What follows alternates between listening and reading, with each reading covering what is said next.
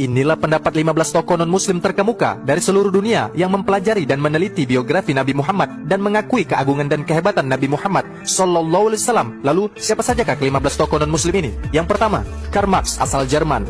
Marx adalah seorang filsuf, ahli politik, sejarawan, dan tokoh pencetus Marxisme asal Jerman yang namanya dipuji dan sekaligus dikritik. Dalam bukunya, Marx mengungkapkan kekagumannya kepada sosok Nabi Muhammad sebagai berikut.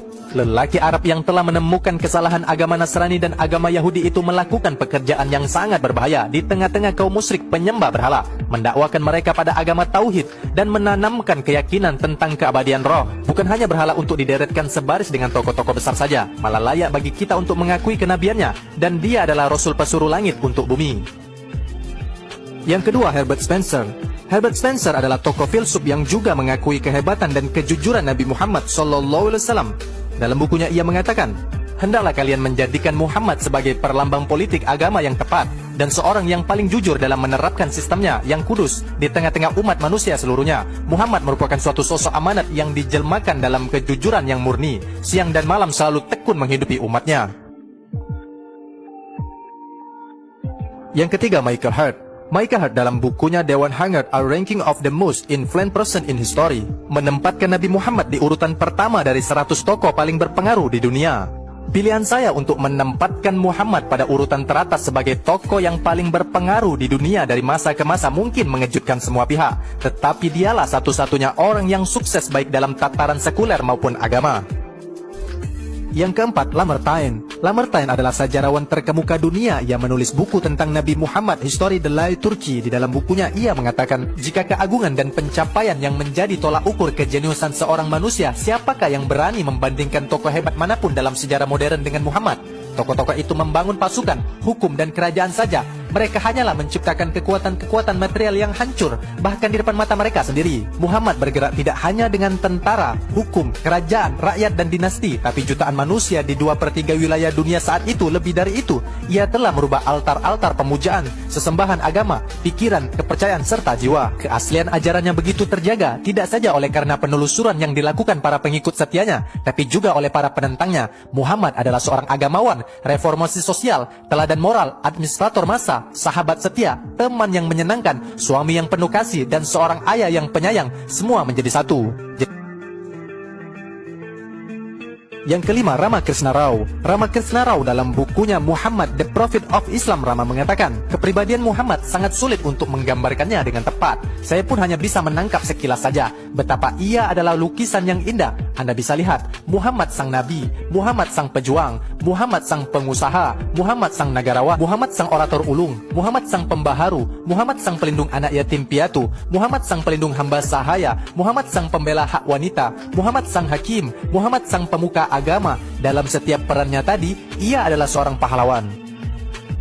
Yang keenam, Gustave Le Bon. Gustave Le Bon adalah cendekiawan Prancis. Dalam bukunya ia menulis peradaban Islam dan Arab. Ia mengatakan, jika ingin mengukur kehebatan tokoh-tokoh besar dengan karya-karya dan hasil kerjanya, maka harus kita katakan bahwa di antara seluruh tokoh sejarah, Nabi Islam adalah manusia yang sangat agung dan ternama.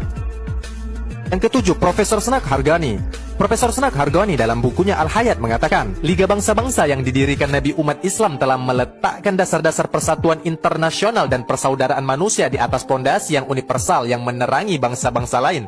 Buktinya, sampai saat ini, tidak ada satu bangsa pun di dunia yang mampu menyamai Islam dalam capaiannya mewujudkan ide persatuan bangsa-bangsa.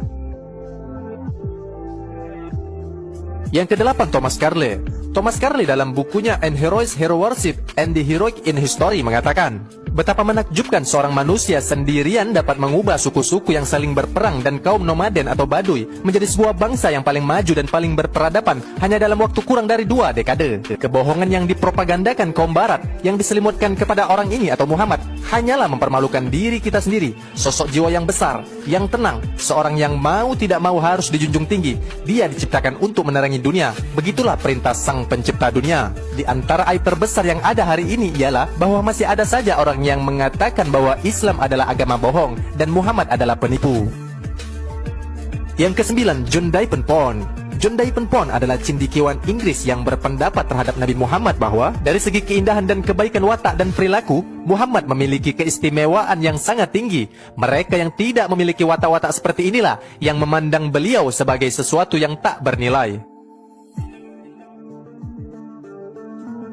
Yang ke-10, Edward Gibbon. Edward Gibbon dalam pidatonya yang bertajuk Profession of Islam, ia mengatakan, "Saya percaya bahwa Tuhan adalah tunggal dan Muhammad adalah pesuruhnya, adalah pengakuan kebenaran Islam yang simpel dan seragam. Tuhan tidak pernah dihinakan dengan pujaan-pujaan kemakhlukan. Penghormatan terhadap sang Nabi tidak pernah berubah menjadi pengkultusan berlebihan, dan prinsip-prinsip hidupnya telah memberinya penghormatan dari pengikutnya dalam batas-batas akal dan agama." Yang ke-11, Sarojini Naidu. Sarojini Naidu adalah penyair terkenal asal India yang menulis buku yang berjudul Ideas of Islam. Ia mengatakan, "Inilah agama pertama yang mengajarkan dan mempraktekkan demokrasi di setiap masjid ketika azan dikumandangkan dan jamaah telah berkumpul. Demokrasi dalam Islam terwujud 5 kali sehari ketika seorang hamba dan seorang raja berlutut berdampingan dan mengakui Allah Maha Besar. Saya terpukau lagi dan lagi oleh kebersamaan Islam yang secara naluriah membuat manusia menjadi bersaudara."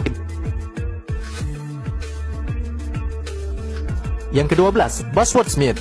Bosworth Smith dalam bukunya Muhammad and Muhammadisme, ia berpendapat dia adalah perpaduan kaisar dan paus, tapi dia adalah sang paus tanpa prestasinya dan seorang kaisar tanpa legionernya, tanpa tentara, tanpa pengawal, tanpa istana, tanpa penghasilan tetap. Jika ada yang bertanya siapa yang pantas menjadi wakil Tuhan menjadi penguasa dunia, maka Muhammadlah orang itu. Yang ke-13, John Austin. John Austin dalam bukunya Muhammad the Prophet of Allah, ia mengatakan, dalam kurun waktu yang hanya sedikit lebih dari 1 tahun, ia telah menjadi pemimpin di Madinah. Kedua tangannya memegang sebuah tuas yang siap mengguncang dunia.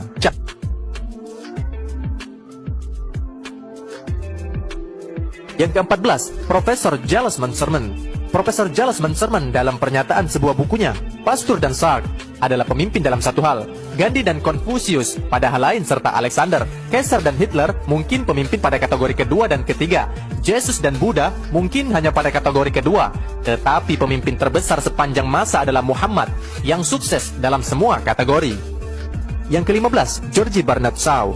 George Bernard Shaw dalam sebuah bukunya yang berjudul The Genuine Islam, ia mengatakan, jika ada agama yang berpeluang menguasai Inggris bahkan Eropa beberapa ratus tahun dari sekarang, Islamlah agama itu. Saya senantiasa menghormati agama Muhammad karena potensi yang dimilikinya. Ini adalah satu-satunya agama yang bagi saya memiliki kemampuan menyatukan dan merubah peradaban. Saya sudah mempelajari Muhammad sebagai sosok pribadi agung yang jauh dari kesan seorang antikristus. Dia harus dipanggil sang penyelamat kemanusiaan.